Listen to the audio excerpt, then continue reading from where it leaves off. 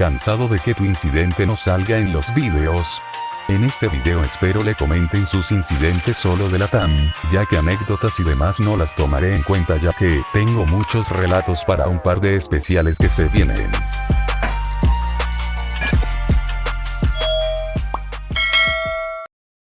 Es finales del siglo XIX, tus padres muy adinerados se mudan a una mansión en la Florida. Ves que tus padres a veces tratan mal a los sirvientes y ayudantes de la casa. Una noche tu madre descubre a una sirvienta extranjera realizando un ritual en el sótano de la casa, por lo que la despide. Antes de irse, esa sirvienta te regala un muñeco diciendo que es para que no la olvides. Era un muñeco de casi 1 metro con cara de niño, relleno de paja y cosido con alambre con pelo humano.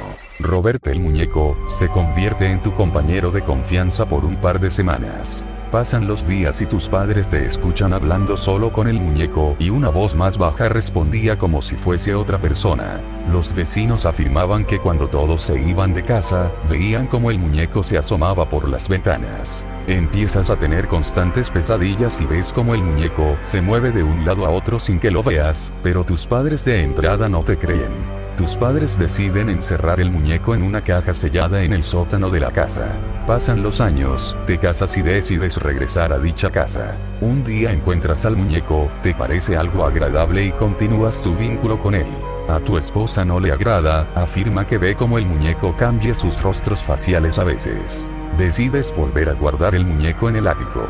Pasan los años y falleces, tu esposa rápidamente vende la casa y todo queda en el olvido. Caso, Robert Riddle, caso real por el cual se inspiraron varias series y películas de terror desde finales del siglo XX, dicho muñeco se encuentra actualmente en una vitrina en un museo de la Florida, donde visitantes afirman que los rasgos faciales del muñeco cambian constantemente, y hasta se escuchan ruidos extraños en su lugar.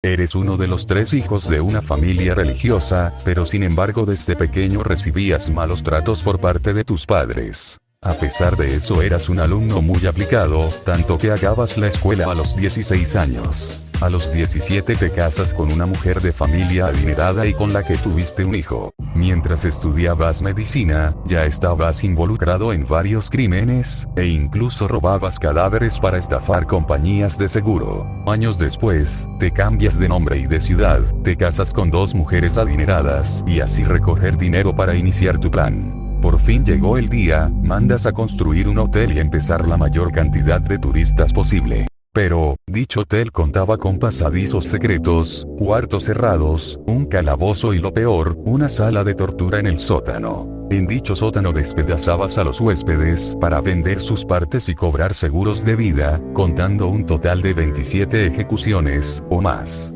Te quedas en la bancarrota, no puedes sostener más el hotel y lo incendias a propósito para cobrar el seguro. Pero desde ahí te empiezan a seguir unos detectives, por lo que empiezas la huida por todo el país. En 1894, eres finalmente arrestado, eres condenado y seguidamente ejecutado en una cárcel.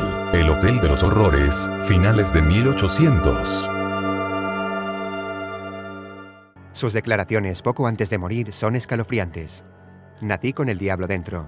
No pude evitar convertirme en un asesino, como el poeta no puede evitar la inspiración a componer. Nací con el maligno como padrino, de pie junto a la cama donde vine al mundo, y me ha acompañado desde entonces.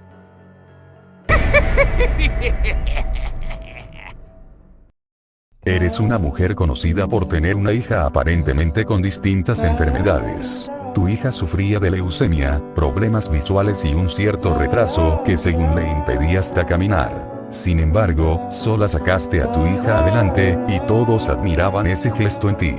Desde muy pequeña dedicaste a atenderla, eras una madre modelo, sacrificada y muy amable. Todo cambia cuando un huracán acaba con tu casa, dejándote en la ruina y no tener para los gastos médicos de tu hija. Sin embargo, tu caso se hace muy conocido y mucha gente alrededor del país te apoya, tanto que consigues una nueva casa en otra ciudad. Todo cambia en 2015, donde el cuerpo sin vida de Didi, la madre, es encontrado sin vida con 17 puñaladas y con la hija desaparecida. En primera, todos se asustaron porque seguramente Gypsy, la hija, corrió la misma mala suerte y está perdida sin vida. Pero todo cambia cuando una amiga de Gypsy les comenta a las autoridades que la hija tenía una relación con un chico de otra ciudad. Finalmente, Gypsy es arrestada junto a su novio, donde confesaron haber ejecutado a la madre, pero lo más escalofriante estaba por pasar. Gypsy confiesa y asegura que su madre todo el tiempo había mentido, que ella no tenía ningún tipo de retraso o discapacidad. La encadenaba y todo era para recolectar dinero, asegurando que la madre estaba mal de la cabeza. Incidente, el tenebroso caso de D.D. Gypsy, 2015. Hoy en día, muchos consideran que tras la sobrecogedora historia de Gypsy, se encuentra una perversa joven, que fingió y manipuló y actuó a sangre fría para cometer el atroz acto de ejecutar a su madre. Eres una joven con conducta rebelde terminando la preparatoria. A pesar de tu comportamiento agresivo, eres buena estudiante por lo que pasas a estudiar enfermería. Terminas con tu diploma a muy corta edad, te dispones a trabajar de enfermera en un hospital conocido. Pasan semanas y pasas al turno de noche, donde empezaría lo malo. Pacientes sin enfermedades graves empiezan a fallecer, todos mientras estaban a tu cuidado. Inyecciones con medicina letal empiezan a desaparecer de los consultorios. Como eras de las mejores enfermeras del hospital, nadie sospecha de ti. Ya los fallecimientos de personas a tu cuidado son muchos, un par de trabajadores empiezan a sospechar de ti. Te sientes algo acorralada por lo que renuncias al hospital, y comienzas una relación con el celador de dicho edificio. Eras muy tóxica, y el hospital empieza a recibir amenazas de bomba, donde todo indicaba que eran por parte tuya. Finalmente, en 2001 eres condenada a la pena de muerte. Incidente, Kristen Gilbert, el ángel de la muerte. 1990. Eres un niño japonés proveniente de una familia adinerada y posicionada, nunca te faltó nada. Te metes a estudiar literatura, sientes interés por los libros de canibalismo. A menudo, fantaseas con comerte a cada mujer guapa que ves en la calle. Conoces a una chica muy inteligente que sabe idiomas, además es la chica rubia de tus sueños, decides contratarla para que te enseñe alemán. Un día va a tu domicilio para ayudarte, y le declaras su amor, pero ella solo te ve como un amigo y se niega ante ti. Agarras tu rifle y le disparas en el cuello, así asesinándola y descuartizándola sin remordimiento. Sientes el deseo de comértela, así que agarras trozos y los aliñas, y otros las guardas en el congelador.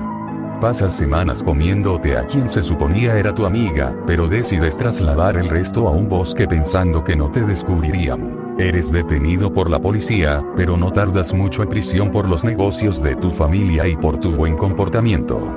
Terminas siendo una de las personas más entrevistadas en Japón, haciéndote un exitoso escritor. Incidente, Issei Sagawa, el caníbal japonés, 1980. Aún con vida. Hey gente, en la descripción del video está la página oficial en Facebook del canal, estaré saludando a los que pasen y comenten en ella que vienen de YouTube, y también les dejo mi Instagram, por si quieren ver la hermosa cara detrás de estos videos, y ver cómo le juego al Instagramer. Espero el video les haya gustado y gracias por haber llegado hasta acá, nos vemos en una siguiente ocasión.